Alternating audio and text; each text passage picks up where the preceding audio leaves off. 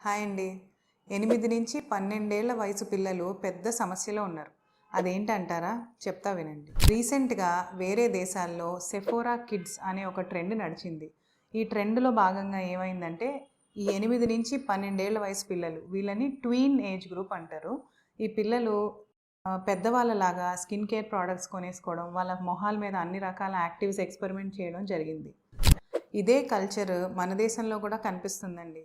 రెగ్యులర్గా చూసే పిల్లల్లో కూడా చాలామంది వాళ్ళ పేరెంట్స్తో గొడవలు పడి మరి యూట్యూబ్లో ఇన్స్టాగ్రామ్లో చూసి పలానా కాస్మెటిక్ ప్రోడక్ట్స్ కొని ట్రై చేయడాలు అవుతున్నాయి. అయితే ఈ ఏజ్ పిల్లలు ఇలా రకరకాల ప్రోడక్ట్స్ వాడచ్చా? వాడకూడదు. దానివల్ల జరిగే డిసడ్వాంటేజెస్ చెప్తా వినండి. స్కిన్ బ్యారియర్ డ్యామేజ్ అవ్వచ్చు, స్కిన్ సెన్సిటివిటీ పెరుగుతుంది, ఎలర్జీస్ రావచ్చు, బర్న్స్ అవ్వచ్చు. అన్నిటికంటే పెద్ద ప్రాబ్లం బాడీ డిస్మార్ఫిజం. అంటే వాళ్ళ స్కిన్లో ఏదో ప్రాబ్లం ఉందని, ఏమీ లేకున్నా కూడా ఏదో ఇబ్బంది పడుతూ కాన్ఫిడెన్స్ తగ్గించుకొని చాలా సఫర్ అవుతూ ఉంటారు. సో పేరెంట్స్ కొంచెం చాలా విజిలెంట్గా ఉండాలండి.